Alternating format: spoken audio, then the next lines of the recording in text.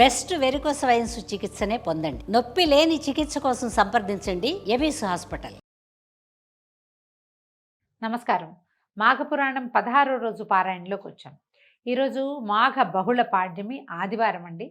ముందు 2 మాఘాదివారాలు కానీ రథసప్తమి నాడు కానీ మీరు పాలు పొంగించి సూర్యనారాయణమూర్తికి నివేదన చేసే అవకాశం లభించకపోయినట్లయితే ఈ ఆదివారం నాడు ఉదయమే పొద్దున్నే పాలు పొంగించి పాయసం చేసి సూర్యనారాయణమూర్తికి నివేదన పెట్టుకోవచ్చు. ఈ రోజున స్నానం చేస్తే నెలంతా స్నానం చేసిన ఫలితం వస్తుంది. ఇవాళ ఒక్కసారి పాయసం చేసి పెడితే నెలంతా పాయసం చేసి నివేదన చేసిన ఫలితం వస్తుంది అంటారు. ఆదివారాలు మంచివి, అవకాశం ఉంటే చేయండి. అయితే ఏం చెప్తున్నారో చూద్దాం. పార్వతికి పరమేశ్వరుడు చెప్పినటువంటి సుమంత్రుని కథ దాని గురించి చెప్తూ ఇంకొక గాథ చెప్తున్నారన్నమాట. తర్వాత అతను తపస్సు చేసుకుని తన కష్టాన్ని పోగొట్టుకున్నాడనమాట. మాఘమాసంలో నదీ స్నానం అత్యంత పుణ్యప్రదమైంది. ఈ మాసమందు 30 రోజులు విడవకుండా నదీ స్నానం చేసేవాళ్ళు ఐశ్వర్యవంతులవుతారు. వాళ్ళకి ఉన్నటువంటి కష్టాలన్నీ క్రమంగా తీరిపోతాయి. మాఘశుద్ధ చవితి నాడు భక్తశ్రద్ధలతో నదీ స్నానం చేసిన వారికి వారి నిర్మల హృదయాన్ని అనుసరించి, అంటే ఖచ్చితంగా వస్తుందని చెప్పట్లేదండి, బుద్ధి నిర్మలంగా ఉంటే శ్రీహరి కృపకి పాత్రలవుతారట. ఇక్కడ ఏమిటంటే భక్తి శ్రద్ధలు, నియమనిష్టలు, ఏకాగ్రత ప్రధానమైనవి అని వివరంగా చెప్పిన తర్వాత ఈ లక్ష్మీనారాయణల వ్రతం ఎలా చేయాలో పార్వతీదేవి భర్త గారిని అడుగుతోంది. ఎట్లా పూజించాలో చెప్పండి, వివరంగా చెప్పమంటే అప్పుడు భగవంతుడు అయిన పరమేశ్వరుడు ఇట్లా తెలియజేస్తున్నాడు. మాఘమాసంలో శుద్ధ చవితి వెళ్ళిపోయిందండి. మనం బహుళంలో ఉన్నాం. ఇప్పుడు 16 రోజులకు వచ్చేసాం కదా. ఈ సంవత్సరం చేయలేకపోతే వచ్చే సంవత్సరం చేసుకోవచ్చు. కుదిరితే బహుళ చవితి నాడైనా కూడా మనం ఇది చేయొచ్చు అన్నమాట. కాలకృత్యాలు తీర్చుకొని నదీ స్నానం చేసి శుచిగా పవిత్రుడు కావాలి. పిమ్మట నదీ తీరంలో కానీ గృహంలో కానీ మండపాన్ని ఏర్పరచాలి. ఆ మండపాన్ని సర్వాంగ సుందరంగా రంగురంగుల ముగ్గులతోటి అలంకరించాలి. మండపం మధ్యలో అష్టదళ పద్మ ముగ్గేయాలి. మనం మామూలుగా పద్మ ముగ్గేసుకుంటాం కదా, 8 రేఖలు వచ్చేది అది. లక్ష్మీనారాయణల విగ్రహాలను బంగారంతో కానీ వెండితోటి కానీ కాంస్యం పంచలోహాలతో కడకు మట్టితోటైనా చిన్న విగ్రహాలని స్థాపన చేయాలి. చేసిన తర్వాత విగ్రహాలకి గంధం పూసి పసుపు కుంకుమ అక్షంతలతో కర్పూరము అగరబత్తులు మొదలైన పూజా ద్రవ్యాలతో పూజించి ధూపదీప నైవేద్యం తాంబూలాదులు నమస్కారాదులు సమర్పించాలి. ఒక రాగి చెంబును తీసుకుని అందులో స్వచ్ఛమైన నదీ జలాన్ని పోసి మామిడి చిగుళ్ళ నుంచి దాని మీద ఒక కొబ్బరికాయ పెట్టి దానికి కొత్త వస్త్రాన్ని కప్పాలి. లక్ష్మీనారాయణల ప్రతిమని ప్రతిష్ఠించాలి. అంటే మనం ఏంటి కలశం పెట్టుకోండి అని చెప్తున్నారు. మండపం మధ్యలో సాలగ్రామాన్ని కూడా ఉంచి ధూపదీప నైవేద్యాలు సమర్పించాలంటే ప్రతిమకి చేసిన విశేషం, కలశం పెట్టుకుని చేసినా విశేషమే. ప్రతిమా కలశము కాకుండా సాలగ్రామారాధన చేసినా కూడా విశేషమే. తదనంతరము ఈ రాగి పాత్రలోని నీటితోటి అర్ఘ్య ప్రదానం చేయాలి. పిమ్మట నారాయణునికి మదిలో నమస్కరించి సూర్యునికి నమస్కారం చేయాలి. ఈ మాఘమాస వ్రతాన్ని ఆచరించే వాళ్ళు తల్లిదండ్రుల్ని, బంధుమిత్రాదుల్ని, శ్రేయోభిలాషుల్ని, గురువుల్ని, పెద్దల్ని ఆహ్వానించి వాళ్ళ సమక్షంలో నిర్వహిస్తే అధికమైన సత్ఫలితాలని పొందుతారు. అందరినీ పిలుచుకుని వ్రతం చేసుకోండి అని చెప్తున్నారు. ఒక సద్బ్రాహ్మణుడికి బియ్యము, బెల్లము, ఉప్పు, పప్పులు, కాయగూరలు, పళ్ళు ఇచ్చి స్వయం పాకాన్ని ఇవ్వాలి. నూతన వస్త్రాల్ని దానం చేయాలి. పిమ్మట మాఘపురాణాన్ని స్వయంగా పఠించాలి. లేదా నాబోటి వాళ్ళు ఎవరైనా పఠిస్తుంటే వినాలి. పఠించినప్పుడు కానీ వినేటప్పుడు కానీ అక్షతల్ని, అంటే మనం పూజ చేసుకునేటప్పుడు అనమాట, అక్షతలు చేతిలో ఉంచుకుంటే ఆ చదివిన ఫలితం మనకి లభిస్తుంది. మన పద్ధతి అది. పురాణ శ్రవణానంతరం ఆ లక్ష్మీనారాయణలని ధ్యానించి కొన్ని అక్షతలు విగ్రహం మీద, కొన్నిటిని తనపైన వేసుకోవాలి. లక్ష్మీనారాయణలని అత్యంత భక్తి శ్రద్ధలతో నియమనిష్టలతో ఈ విధంగా పూజిస్తే ఎంతటి ఘోర పాపాలైనా పోతాయి. దీనికి నిదర్శనంగా ఒక కథ చెప్తున్నారు. గౌతమ మహర్షి ఒకనాడు తన శిష్యగణంతో తీర్థయాత్రలకు వెళ్తున్నారు. అనేక పుణ్యక్షేత్రాలు దర్శిస్తూ మార్గమధ్యంలో కనపడిన ఆ సన్యాసులతో, భక్తి తత్పరులతో, మునిగణాలతోటి భగవద్గోష్ఠులు తెలుపుతూ మాఘమాసం వచ్చేసరికి ఆయన కృష్ణా తీరాన్ని చేరుకున్నాడట. పవిత్ర కృష్ణా నదిలో స్నానం చేశాడు శిష్య బృందంతో కలిసి. మాఘమాసం అవటం వల్ల ఆయన కరెక్ట్గా అక్కడ చేరాడు కదా. నదీ తీరంలో ఉన్న ఒక రావి చెట్టును దర్శించి, రావి చెట్టును చూడగానే మనం చెప్పుకుంటాం అశ్వత్థనారాయణుడు, సాక్షాత్ శ్రీమన్నారాయణ స్వరూపమే రావి చెట్టు అని చెప్తాం. మూలతో బ్రహ్మరూపాయ, మధ్యతో విష్ణురూపిణే, అగ్రత శివరూపాయ వృక్షరాజాయతే నమః అని ఈ శ్లోకాన్ని 4-5 సార్లు చెప్పుకుంటూ దాని ప్రదక్షిణలు చేసి ఆ చెట్టు కింద కూర్చుని మహావిష్ణువుని పూజించాడట. మాఘమాస విశిష్టత ఇది, మంచిది. ఈ సమయంలో ఇలా నదీ స్నానం చేయాలి, విష్ణు ఆరాధన చేసుకోవాలని అందరికీ చెప్పి చేయించారు. సరే, ఈ మాఘమాసం కాబట్టి ఇంకా వెళ్ళలేదట. పవిత్ర మాసం కదా, నదీ తీరంలో ఉన్నామని చెప్పి అక్కడే ఉండి ప్రతిరోజు అక్కడే పూజ చేయటం మొదలుపెట్టారు. మాఘశుద్ధ దశమి వచ్చిందట. అది ఆయనకి అత్యంత ప్రీతిపాత్రం. దశమి మర్నాడు ఏకాదశి వస్తుంది. మాఘశుద్ధ దశమి చాలా విశేషమైన రోజు. ఆయన ఏం చేశాడు, రావి చెట్టు మొదట్లో శుభ్రం చేసి అలంకారం చేయించి ముగ్గులు అవి వేసి మామిడాకులు తోరణాలు కట్టించి చిన్న మండపాన్ని ఏర్పాటు చేశాడు. శ్రీహరిది ప్రతిమ కూడా ఒకటి ప్రతిష్ఠించి పూజాధికాలు చేస్తున్నారు. అత్యంత భక్తి శ్రద్ధలతో శ్రీమన్నారాయణుని సేవాకాలం జరుగుతోందట. అయితే ఈ కార్యక్రమాన్ని అంతటినీ అక్కడికి వచ్చి ఒక కుక్క వచ్చి కూర్చుందట. అది చూస్తోందట. అది కళ్ళార్పకుండా చూస్తోంది. అయితే ఆ కుక్కను గమనించిన శిష్యులు ఎవరో వచ్చి ఇచ్చి అని దాన్ని చిన్న కర్రతో బెదిరించారు. అవతల పరిగెత్తింది, కానీ మళ్ళీ వచ్చేసింది. అది 3 సార్లు అదిలించారు. 3 మాటలు అదిలించారు. 3 సార్లు అది ఏం చేసింది, చెట్టుకు ప్రదక్షిణగా మళ్ళీ ఇటు నుంచి తిరిగి వచ్చి రెండో పక్కన వచ్చి కూర్చుంటోందనమాట.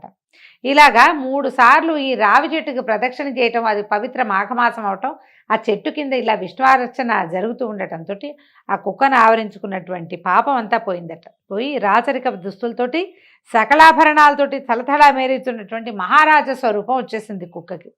ఈ గౌతమ మహర్షి ముందు నిలబడి ముకుళితాసుడు 2 చేతులు జోడించి వినమ్రంగా ఆశీర్వచనం కోరుకున్నాడు.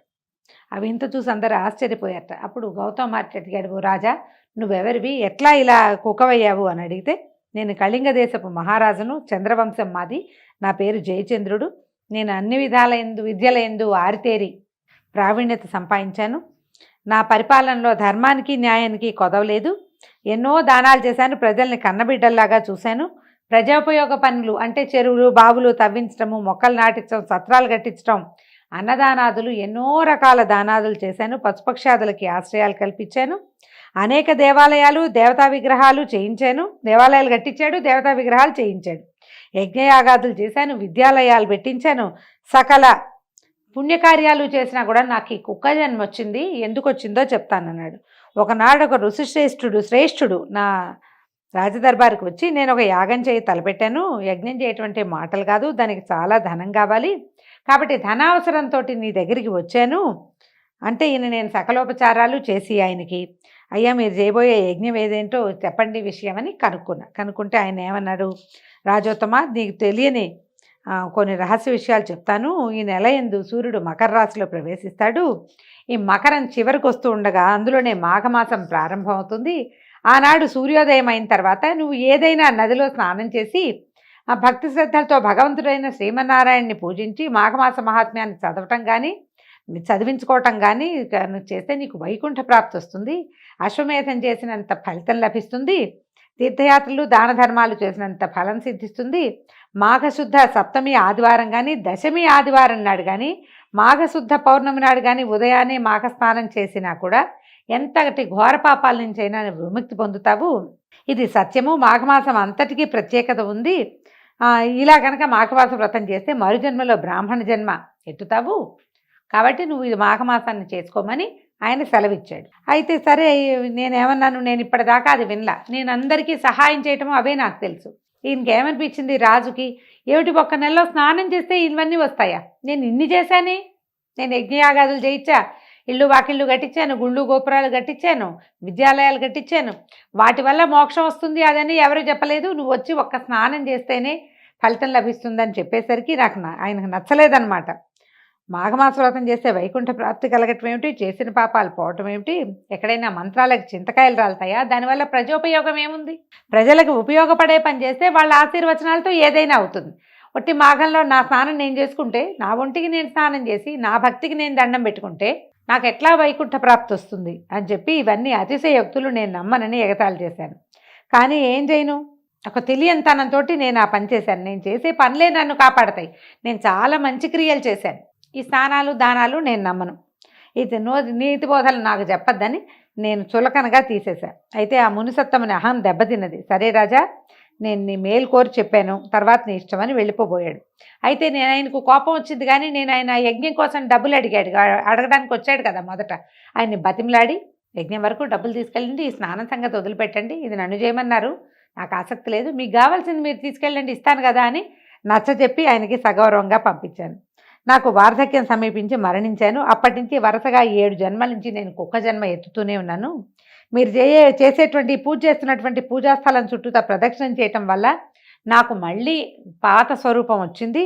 నా రాత ఇంతకాలానికి తిరబడింది, విధివ్రాత తప్పించడానికి ఎవరి తరం, ఇన్ని జన్మల నుంచి లేనిది ఇప్పుడు నాకు నా పూర్వజన్మ ప్రాప్తించింది, పూర్వజన్మ స్మృతి కూడా నేను ఏం చేయటం వల్ల నాకు ఇలాంటి జీవితం వచ్చిందో నేను తెలుసుకోగలిగాను. ఈ ప్రదక్షిణ తర్వాతే నాకు ఈ మార్పు కలిగింది. ఇంతటి ప్రత్యేకమైన విషయం జరగడానికి కారణం ఏమిటి అని అడిగేసరికల్లా గౌతమ మహర్షి తన దివ్య దృష్టితో చూసి ఇట్లా చెప్పారట. ఏమన్నారు? దివ్య దృష్టి కాదు, మాఘమాసం కదా ఇది, దివ్య దృష్టే కాదు, ఆయన దివ్య దృష్టితో చూసి ఇతని జీవితం ఏమైందో చూసుకుని అప్పుడు ఇతను చెప్తున్నారనమాట. నువ్వు మాఘమాసము దాని విశిష్టత పట్ల నీకున్న చులకన భావం వల్ల నీకు ఈ శునక జన్మ లభించింది నాయన. కానీ అదే మాఘమాసంలో అదే వ్రతం చేస్తుండగా నీకు తెలియకుండానే నువ్వు 3 సార్లు ప్రదక్షిణ చేయటం వల్ల నీకు మళ్ళీ రాజయ యోగం లభించింది. మేము చేయబోయే మాఘమాస వ్రత నైవేద్యం తినటానికై నువ్వు వచ్చావు. నువ్వు రావడం కుక్క స్వరూపంలో వచ్చినప్పుడు ప్రసాదం తినటానికే కదా, అంతకంటే ఏం కావాలి కుక్కకు ఆహారం. మా శిష్యులు 3 సార్లు 4 సార్లు అదిలించారు, నువ్వు 3 ప్రదక్షిణం చేసావు.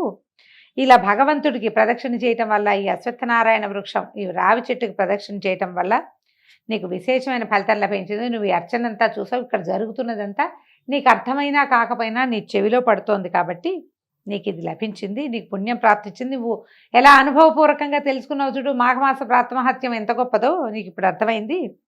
అదే నువ్వే స్వయంగా వ్రతం చేసి, నువ్వే స్వయంగా స్నానం చేసి, దాన ధర్మాదులు చేసి విశ్వాలయంలో విష్ణువర్చన చేసుకుంటే నీకు ఎలాంటి ఫలితం లభిస్తుందో చెప్పు, నువ్వు ఆలోచించు అంటూ రాజుకు చెప్తుంటే పక్కనే చెట్టు త్వరలోంచి ఒక కప్ప బెకబెకమంటూ వచ్చి గౌతమ మహర్షి పాదముల మీద పడి బెకబెకమని గెంతుతూ అరుస్తూ మండపం వద్దకు వచ్చి శ్రీమన్నారాయణుడి విగ్రహాలను, ఆ చిత్రపటాలను, అక్కడ ఉన్నటువంటి పూజా విధానాన్ని చూస్తూ ఒక అందమైన నవయవ్వన తపస్విగా మారిపోయింది. ఆ కప్ప మునిగన్నిగా మారిపోవటాన్ని చూసినటువంటి గౌతముడు మిగిలిన వాళ్ళంతా ఆశ్చర్యచకితులయ్యారు. ముగ్ధ మనోహర రూపంతో ఉన్నటువంటి ఆ మునికన్య అటు ఇటు చూస్తూ గౌతమ మహర్షి దగ్గరికి వచ్చి ఆయన పాదాలకి నమస్కారం చేసింది. గౌతముడు ఆమెను దీవించి తన పూర్వజన్మ ఆమెకి దీవించేశారు కదా, ఆమెకి తన పూర్వజన్మ వృత్తాంతం అంతా జ్ఞాపకం వచ్చిందట. అప్పుడు ఆయన అడిగాడు, తపస్వి నువ్వెవరు, నీ పేరేంటి, నీ వృత్తాంతాన్ని వివరించమని ప్రశ్నించాడు. ఆమె పూర్వజన్మ వృత్తాంతం ఏమైందో చూద్దాం. ఒక రాజు సమస్తమైన మనం చెప్పుకునేటువంటి నరసేవ అంతా చేసినా కూడా ఈ మాఘమాసం స్నానం చేసినా చేయకపోయినా ఒక పెద్దవాళ్ళు వచ్చి ఇది చాలా మంచిది, ఇది చెయ్యి అని చెప్పినప్పుడు దాన్ని అపహాస్యం చేయటం వల్ల అతను కుక్కగా జన్మించాడట. అందుకని ఇతరుల పూజా విధానాల్ని విమర్శించకూడదని చెప్తారండి. ఈ కథతోటి ఈరోజు పారాయణ పూర్తయిందండి. రేపు ఉదయం మళ్ళీ పారాయణతో కలుసుకుందాం. నమస్కారం.